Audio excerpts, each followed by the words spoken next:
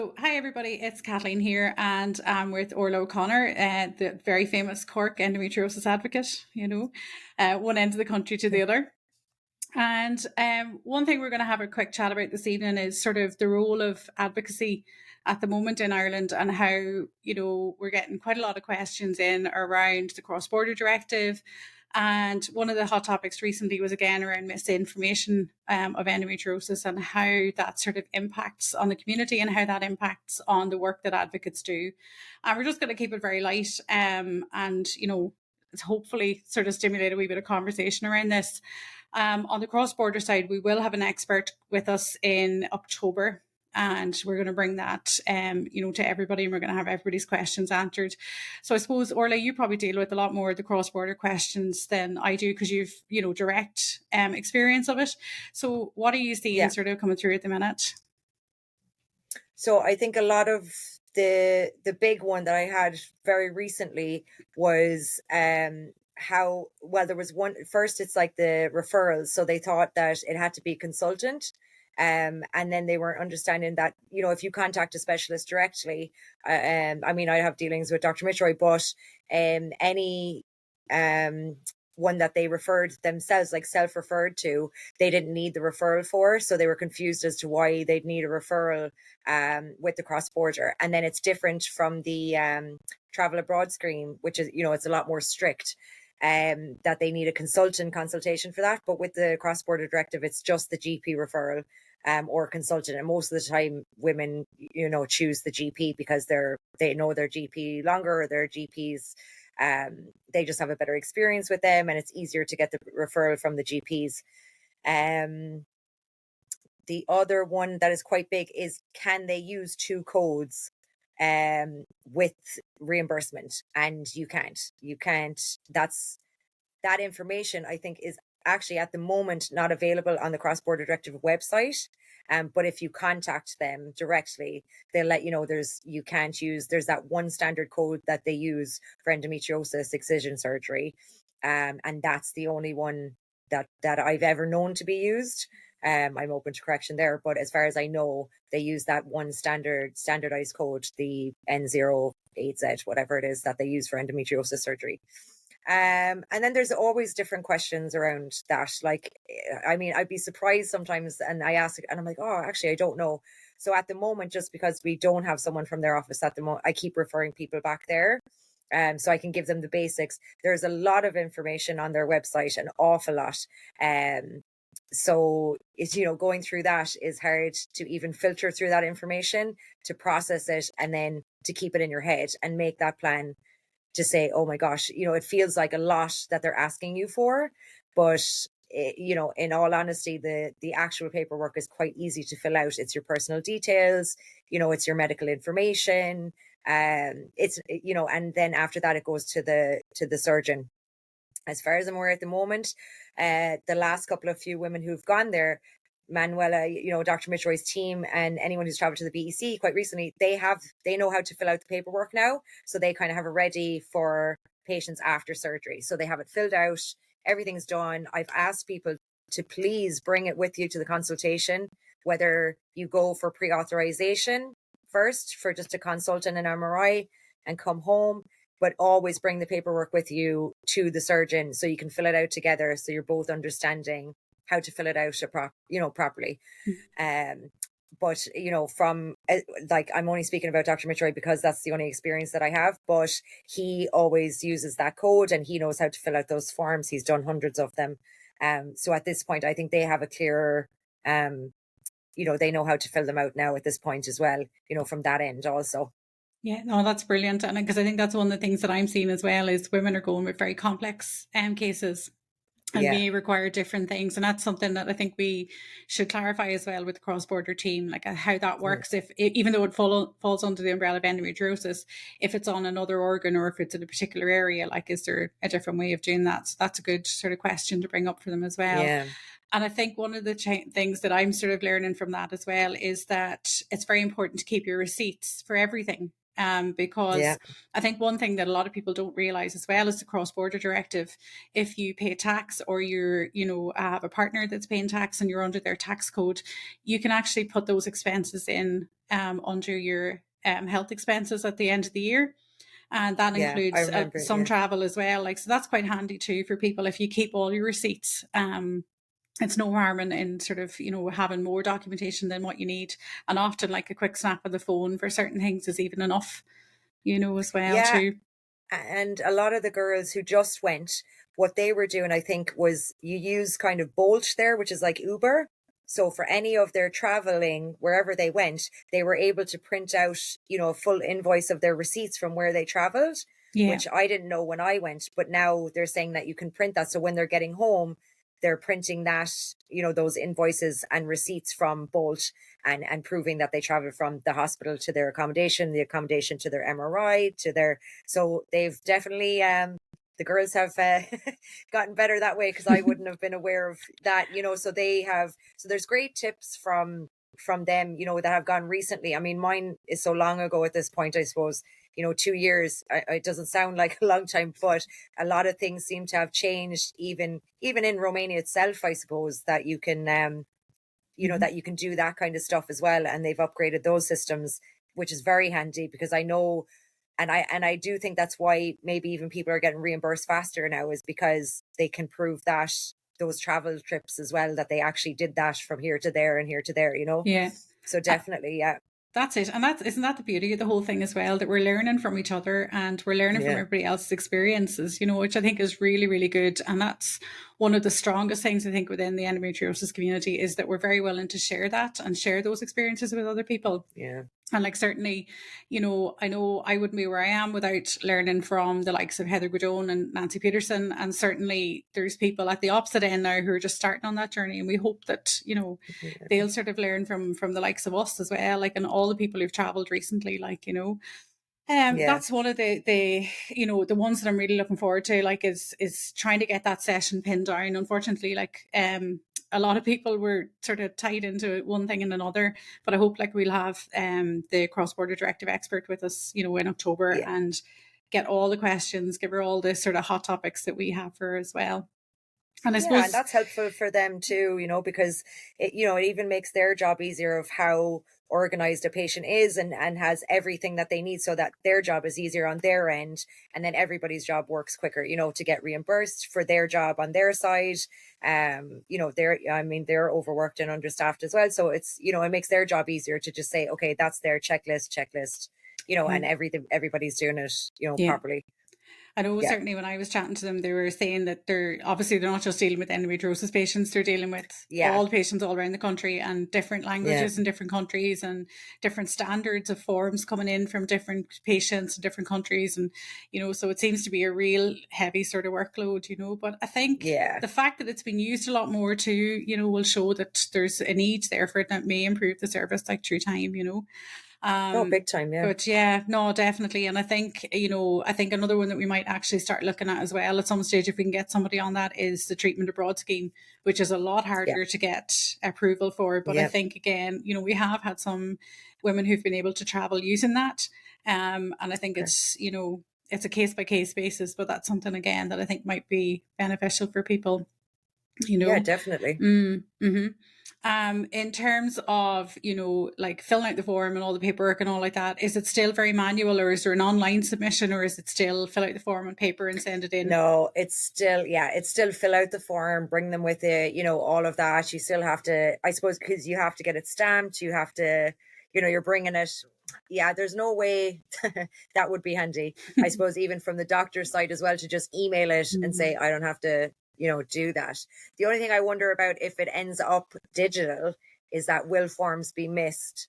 And, then you're attaching documentation, whereas, I'm old school that I like the paper to say, yeah, that's all there. Here's the folder. I'm going to send all that off and I know what's in there. Whereas digitally, I don't know if, but will that get lost in other countries? It's like, if they make that digital, it's like, are they going to say, oh, I'll fill that out, straight after a patient's surgery, which is what they're doing at the moment because it's on paper. I wonder if things would get missed just with it being digital. You know what I mean? Yeah, no, it'd be easier That to would miss be my it. concern. Yeah. Yeah, no, you could see where that could be missed, all right. And I think as well too, if you have your Polly Pocket, your folder with all your bits and pieces Yeah. in it, it's nearly easier, isn't it too? Because you know where you It are. is. Then you know you can keep an eye Yeah. on it. Yeah. Yeah. No, I think that's a good sort of tip for people, and get a nice fancy coloured folder, and Exactly. Ebenezer That's what I Mr. did. I was Price like, or bright something. pink folder. Yeah.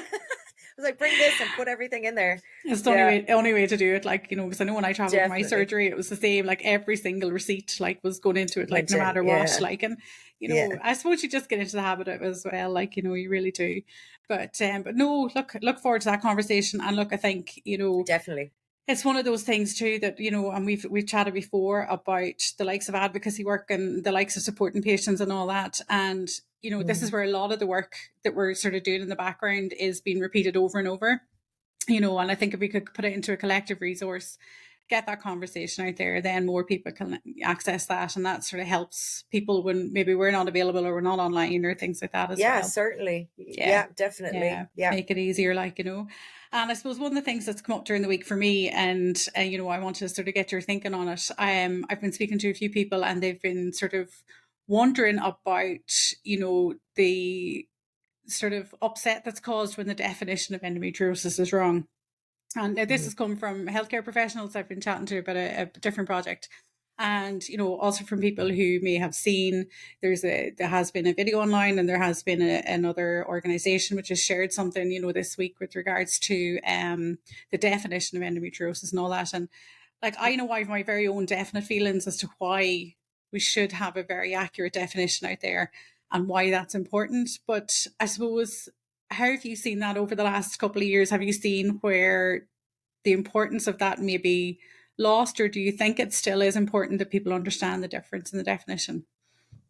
I think they really do need to understand the definition. And when you see it in particular, like you've mentioned that group, and, medical professionals aren't getting that information right, because it isn't just about your period, and it isn't just then, and it isn't just when you're ovulating. There's, like, even for myself, there was 7 days of the month where I was okay. That's it. So for the rest of the time of my life, for years, it's like, and you're the same as well, like, that just shows that it isn't just to do with your period or retrograde menstruation, or all those things are incredibly important, because we have to, and everybody has to realize that it isn't just a menstrual disease or a gynecological disease. It's your entire body, and it's systemic. um yeah, it is incredibly important, and that does come about. There's always times in the year, and particularly around like Endo Awareness Month, where that is, we're exhausted by the end of March, because you're constantly fighting that over and over again. And even, I don't even know if people are doing it in the best interest sometimes to raise awareness, but if you can't do it right, then it's just a backward step. And like, so many advocates have fought that for so long, yourself in particular for decades, Heather too, so many. And it's so, so important to do that. And I don't think that the medical community or even the world or the population can understand it completely if we still treat it as like this stigmatized, hidden, around your period disease, because nobody wants to talk about that. Even women don't want to talk about that. We know that even from menopause, from periods, older generations, younger generations, teenagers. I don't know if they talk. I don't know if they discuss that with their friends. They don't seem to. It's still not something they talk about. So yeah, it's incredibly important. And if you have huge organizations, what happens then, promoting that and getting the definition wrong, then how are we going to do the right research, or how is that going to be funded into the right research to find out the cause of endometriosis at the end of it all? Like, we're never going to find that if you keep defining it and doing silly research, that puts, endometrium in rats, like, stuff like that. Those are the research projects that you'll keep getting, because we have the definition wrong. Well, we don't have the definition wrong, but I mean, the rest of the people do, and that's the problem. And it is important. It's very important. It is. And I think for me, certainly, like, I know, like, some of the early research that I would have done, and it was all the papers where it was endometriosis was the same as the endometrium, and it behaved in the same way. And then we learned, and we had to shift our thinking very quickly and start adapting around that. But one of the very early things I found around that was, and it scared me, that women were making treatment decisions based on this. And that was the information they were getting from their clinicians. So clinicians were believing that, the uterus was the source of endometriosis. So it's quite logical to think, oh, well, if that's the source of endometriosis, let's take it out, And like we know now that, we've had women who've had their uterus and their ovaries removed in their, mid-20s to, sort of mid-30s, taken out in the absolute prime of their life, putting them into, very early menopause, putting them into a lifetime of a lot more suffering because they now have endometriosis. They may not have gynecological organs, and they go from general surgery back to gynecology, back to general, and nobody wants them. They're in this medical waste ground where they're completely lost, And I think that's one of the things that sort of, certainly in the conversation I've had this week around this, was that, if treatment decisions are based on misinformation, there's very, very little way back from that, and, be that around prescribing somebody pregnancy, or be that around prescribing somebody a hysterectomy or an oophorectomy, and all of those things have their place in other parts in our lives. But certainly where you have that situation where somebody's led to believe that if the uterus is gone, your disease is gone. And, it is a straight and logical thinking like that for, a lot of the information that's out there, and that needs to change. And again, too, like you say, a lot of the research that's been done, like if we're looking at the wrong thing, we're just wasting money and time and effort and people's hopes as well. Yeah, and it's people's lives, and you're just, and there still is that thinking in Ireland that a hysterectomy, women believe that, like they still believe, if I remove my uterus, everything will be okay on my ovaries. But they're also, then they're not informed about what happens after that. It's like, oh, it's just the menopause, but that's that's a whole other minefield. And not even just that, but then you have osteoporosis, you have cardiovascular diseases, you have all of that accompanying that, and even they're not even aware of those issues after you have a hysterectomy.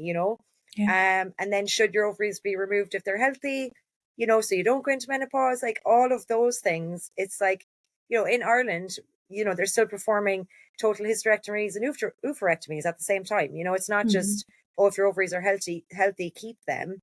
It's like, no, if we're going to take everything, just take it all, and then, have you told them how they're supposed to manage menopause after that? Like that you immediately go into it. It hasn't been a natural progression into that you're immediately smack bang into menopause, and how are you supposed to cope with that? And then there's no care for that, or there's no information about that. So that's, and then that's the other part of your life, that you still are going to live through, another 30, 40, however many years. Some women much longer if they're having them earlier in their life. And they're still not living the best quality of their lives. That's, Absolutely. And I think there's a huge fear of treating women who've had or have endometriosis, after the menopause as well. There's a lot of fear around the use of HRT and appropriate use of HRT. And again, it's a lot of trial and error. It's a very individual disease. And, what might work for you might not work for me. And, it does take a wee bit of trial and error and working with a good GP or good gynecologist or a good menopause specialist. But certainly around, the treatments, I think it boils down to informed consent as well, doesn't it? You can't, a hysterectomy may be the best decision. Like, for me, it was the best decision because I got rid of like adenomyosis, fibroids, a septum, and all other weird and wonderful things, But the blanket thing that I was told when I was like, I think it was probably about 17 or 18, was like, well, you need to get pregnant. And then whenever you're done having children, you can have a hysterectomy and have your ovaries removed and just get it all cleared out. And I was like, it sounds a bit simple. But I think again too, like, I think we're starting to see the shift in the narrative in menopause here. And, I suppose all we can do is keep pushing and hoping that somebody somewhere, picks up the right information, that it sticks, and that we can, entrust the younger people that are coming behind us, with this accurate information, and that they can run with it. Because we've certainly battled over the last number of years to try and make sure that it's out there. And all it takes sometimes is one very bad media article or one particular TV show or whatever it happens to be. And, you know, it's sort of heartbreaking because you sort of think, oh, this is like decades of sort of fighting against this and decades of correcting posts on social media. But then you sort of think you might get an email or a message in that night and somebody's, you know, done their reading. They've had a wee bit of a think about some of the things you said to them and they've accessed good, positive treatment for them. That might be surgery. It may be that they've had them marina fitted, or it may be whatever treatment path they choose. But, you know, again, I think when we're given all the information, we can make those sort of choices. But yeah, I think it all starts with accurate information. And, you know, that's one of my biggest bugbears, isn't it? Misinformation. Yeah, it's like the biggest headache all the time, you know, and we're, you know, I suppose there's more people now, like we've seen it too, you know, even in Ireland, I suppose, like, I think the Irish endometriosis voice hasn't been so loud before, but I do feel like, I really feel this since like probably the last Endomarch that we were at, like since then, I feel like the advocates and their voices are getting louder for Ireland and bigger, you know, and I think that they know so much more, and they really are educating themselves, like they're finding the right resources and they're really pushing for themselves, even if they can't get to the right treatment right now. They know what they have to do and they know what their plan should be, and they're just managing at the moment, but eventually they'll get there. And they're stronger to do that. They're empowered to say stuff to their gynecologist or their GPs and to push for that, and to say, no, this isn't working for me, I want to try this instead.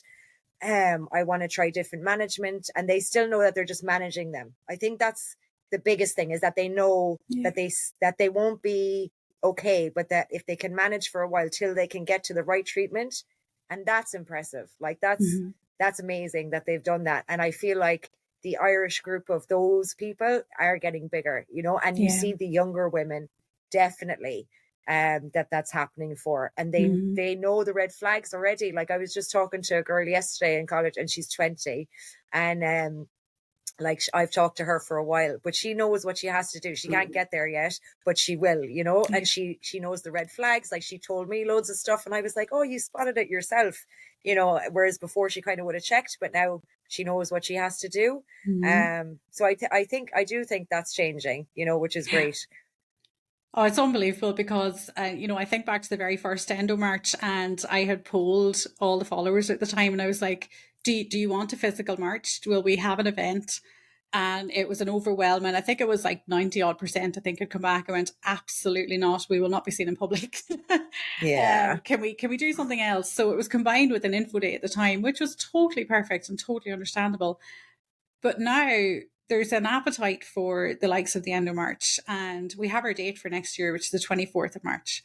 And that coincides with the worldwide one, which is great. And, you know, to see people coming out and having the crack and chatting to other people, like, it's so important. But like, you know, to see that progression in the last number of years in particular, where women are not just taking the information, they're taking the information, they're sharing it, they're taking the information, they're using it, they're taking the information, and then you can see them in public forum as well to pass on that information on to other people. And like, I feel like a proud mommy of 200,000 women, you know. You sort of like, thanks, you know. But no, I think, you know, and speaking to a few people this week on different things like around endometriosis, that is one of the things I think people underestimate, that if you do a piece in the paper, or you do a piece online, or you do a piece on the radio or TV, whatever it happens to be, the impact that has is amazing, because the person sitting watching it or listening to it in the background, you know, they might not do anything with that information there and then. But like, I've had people come back to me and say, oh, I read such a person's story in the Irish Independent. Now, it must have been about 5 or 6 years ago, but I remember that story, and I think that's what my niece has or my sister has or whatever. And you're like, it actually does get through. Or they'll think, oh, hang on a minute, I remember hearing you on the radio chat. You were chatting about periods again. I don't know, I think my neighbour's daughter might have something, you know. And it's funny. It does have a way of sinking into people. You think maybe sometimes they're screaming into the void, but there's a huge shift in the last probably 10 years or so, but definitely in the last 3 to Mm. 4 years, I think it's been great, and people Yeah. are very good at sharing the stories and very, very open in that. And I think that's positive. But again, I always have to temper that with, if you don't have the accurate information, Yeah.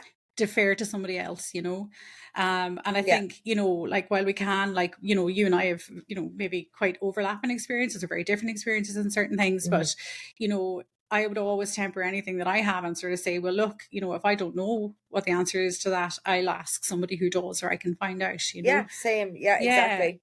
And it's I suppose it's knowing that as well in the background too, isn't it? Like, but Well, you'd yeah. always fight, yeah, sure, I have your head wrecked, like, but I'd always be like, oh no, I can't do anything about that until I check with Kathleen, because I'm still learning as well. And like, I only had my surgery 2 years ago. And even though I was researching prior to that, and, I've talked to you and Amy for years, but, like, I'm still learning, and there's still so much to learn about it. And then you'd see something else new. And, we talk to advocates across the world. So you learn more information off of them. And then you're trying to apply that to Ireland, which is very difficult, as we know, because we don't have resources and we don't have anybody here. So we must reach further.